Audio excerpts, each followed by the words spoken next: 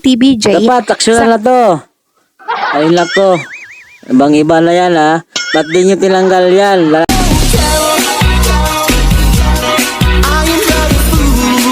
Only for you. Darling, I love you.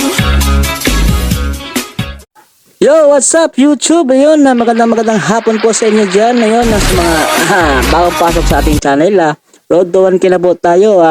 Pa-like, pa-subscribe at saka pa-click na rin sa ating notification bell para ma-update tayo sa ating mga latest upload. And guys, kumusta yung mga OFW natin dyan? Kumusta na po? Ayun, sana nasa mabuting kalagayan kayo. Ayun. Road to 1K tayo guys. Pasupport na lang po para maabot natin ang ating pangarap.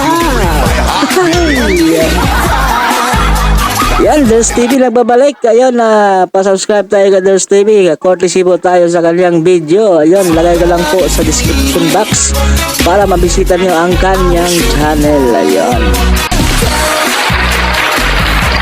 Nagbabagang balita. Only for you. Ano to? May natuklasan daw. Lagot kayo. May natuklasan na gamit pa din ng Jamie abroad. It shows sinabuntahe. Ano kaya to? Parang mas maganda yung exciting kasi parang may ginawang kabulustugan or hindi kaaya-aya. Ayan, tara. Umpisa na natin. Baka masilip pa to ng iba Na legit Dower Cards na tagahatid na mga legit na kaganapan tungkol sa TBJ. Kaya kung isa kayo sa hindi pa nakasubscribe sa ating subscribe channel, na kayo, guys. i-click nyo na po Click ang na, subscribe at bell button dyan sa baba para pag may mga bago akong balita ay mano-notify po kayo agad-agad.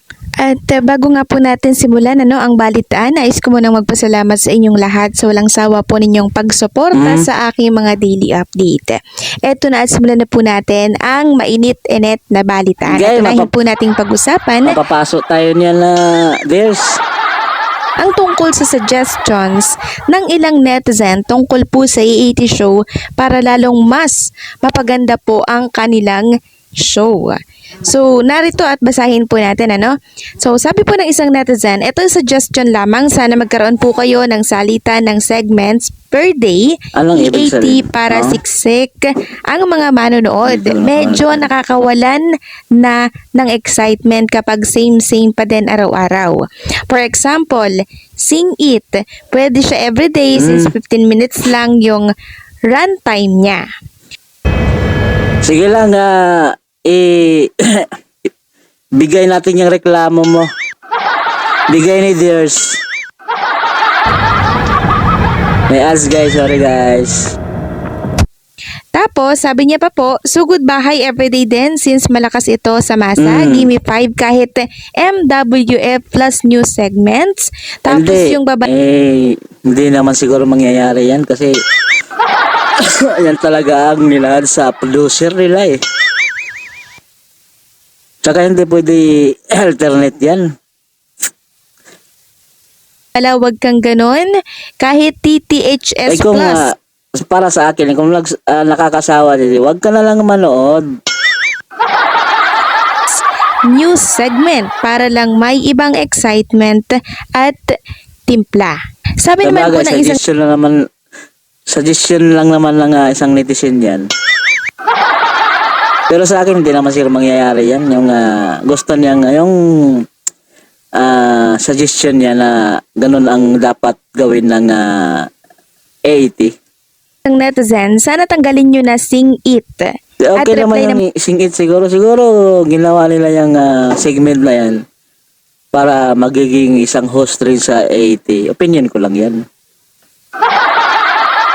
Kukuha pa sila ng isang host. Man po ng isa, okay lang yung Sing It.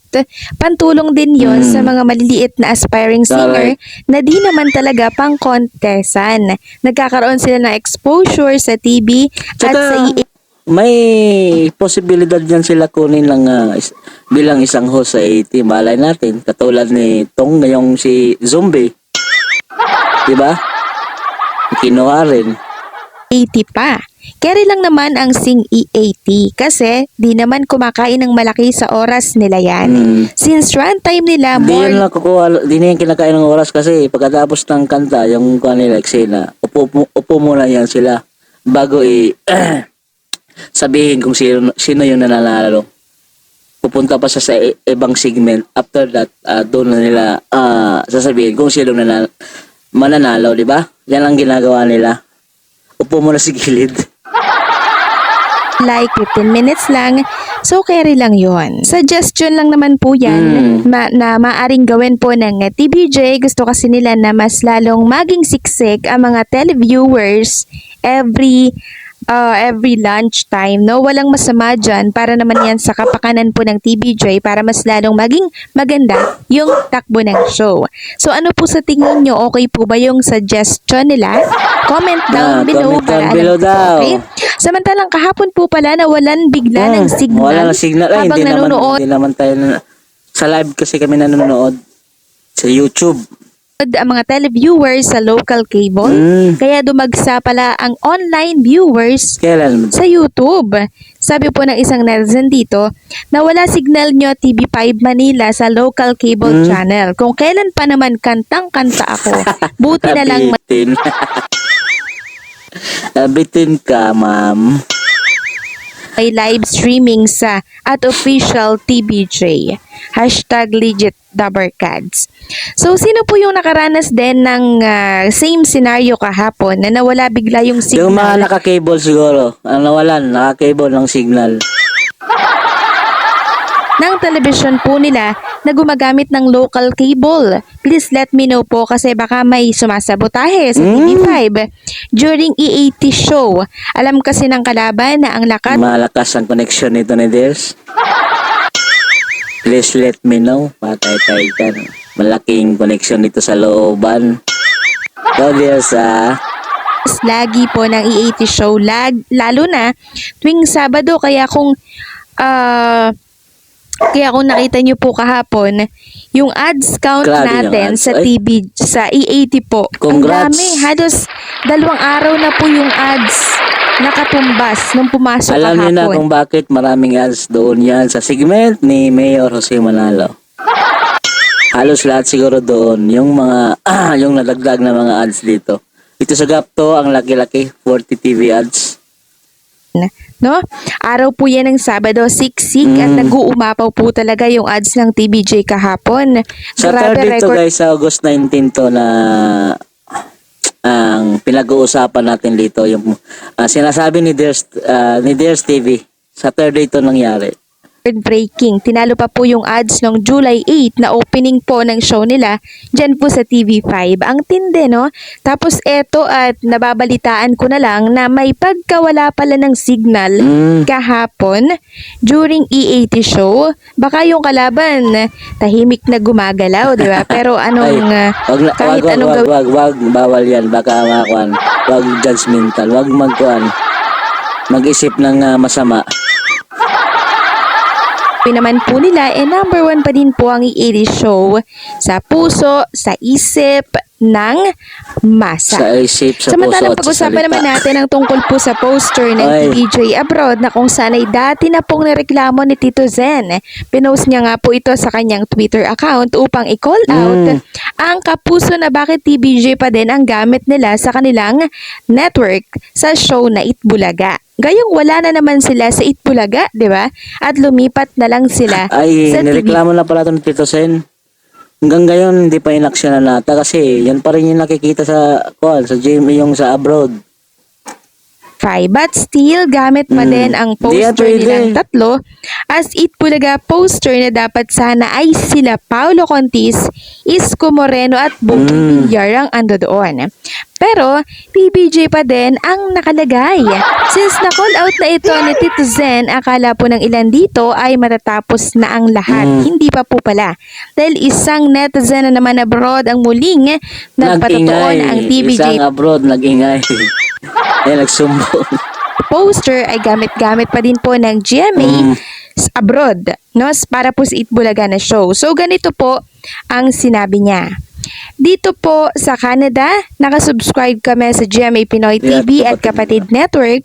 We don't watch the GMA Eat Bulaga. But you can still see TBJ's picture as the face of Eat Bulaga, while Kapatid has no TBJ picture, but we always watch it since the beginning. Legit Dabarkads kami. Ayun. So may share po siyang dalawang screenshot. Tingnan niyo po yung E80, no? Walang picture ng TBJ.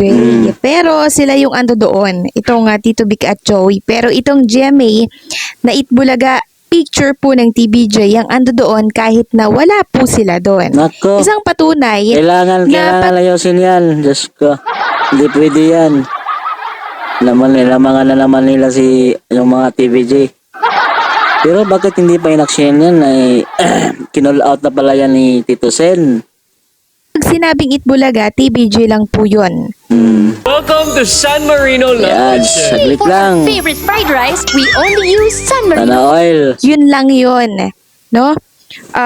Para malaking sampal po ito no sa tape. Syempre, malaking sampal yun sa kanila dahil ang GMA po ang kinikilala po nila na Itbulaga ay ang TVJ. Tito Vic at Joey. Hindi yung mga baguhang host ng naturang show na sila Buboy, sila Isko Moreno, tapos si Isko Moreno, sino pa ba? Si Paulo Contis. Diba hindi po kinikilala ng GMA yan. Kaya TBJ pa din po ang nakalagay sa Itbulaga. No? So ito po yung video ng isang netizen. Ipapakita ko po sa Sinidya inyo. talaga, Taga-Canada no? Ay, salamat sa iyo, ma'am or sir. po siya, no? Ito isang patunay na TBJ pa din po talaga yung gamit na poster ng GMA sa Itbulaga. Ayan po, nililipat-lipat niya po yung channel para makita ninyo yung mga poster ng bawat show na meron doon sa abroad. At Ayun. malinaw nga po na TBJ pa din ang nakalagay sa Itbulaga. So, kapit na kapit po sila sa poster ng TBJ habang yung E80 na show ng TV5 ang dapat at may karapatan na maglagay ng mukha po ng TBJ. Dapat, aksyon na to. Ay, nako. Ibang iba na yan, ha. Ba't di nyo tinanggal yan? Dala-dala nyo pa rin yung larawan na yan. Kanilang logo. Pero Logo. hindi po nila ito nilagyan. So, maaaring pinaubayan na lang po. Bakit ba ang tagal-tagal yung aksyonan yan? Magdadalawang buwan, dalawang buwan na ata eh. Hindi nyo pa rin yan tinatanggal. Ayan, ha. Ebidensya. Sa GMA na gamitin yung poster ng TBJ, ano? Baka nga kasi lalong malito yung mga televiewers dyan sa abroad. So, sana ay magawan po ng paraan ito nang sa ganun ay wala Ayan, na oh. paglituhan na magpakatotoo po ang dapat magpakatotoo. Tanggapin ang katotohanan na ang TBJ ay wala na po sa GMA. Pero Wala. sila pa din ang Itbulaga sa puso Ng at isip po Pilipino. ng maraming tao. So kaya pala nagparinig si Jaco De Leon, anak po ni Joey De Leon, ano, na wag daw manlinlang ng mga kababayan natin dyan sa abroad. Sabi niya po, don't want to mislead anyone. So PSA na lang sa lahat ng hashtag #DigitTabarkads natin abroad. Dito tayo. So, dito nyo lang pwedeng mapanood ang Legit Tower Cats natin at ang TBJ, pati na rin sa socials and the AT official TBJ at ng TV5 Manila. Tapos, may binahagi po siya na picture kung saan po mapapanood ang E80 dyan po sa Guam, Yan Canada, sa and mga USA. abroad natin. Yan na So, po. ano po ang masasabi ninyo Diyan sa kayo update manood. ito? Huwag kalimutang mag-comment at Yun, isa na namang panibagong natapos natin na reaction video. Ayun, courtesy po tayo. Hatid natin kay Dulce TV.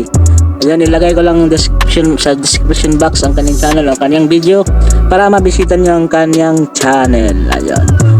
Guys, road to 1K na po tayo. Kung kayo pala ay bago sa ating channel, guys, huwag kalimutan pindutin ang ating subscription button, pa-like at pa-bell all na lang tayo, pa-notify all para ma-update kayo sa ating mga bagong ina-upload. Pa-support na lang para aabot na tayo ng 1,000. Ang tagal ng usad. Sana naman pa-support. Ayun guys, sana may intindihan kayo at marami kayong natuklasan. Marami. Isang video lang to eh. marami kayong nalaman siguro. So hanggang dito na lang ang ating reaction video. Yun, sa mga nasa ibang bansa, ingat kayo dyan lagi mga FW, at saka God bless po sa inyo. At sana nandito sa Pilipinas palagi kayong mag-iingat. God bless po at bye bye.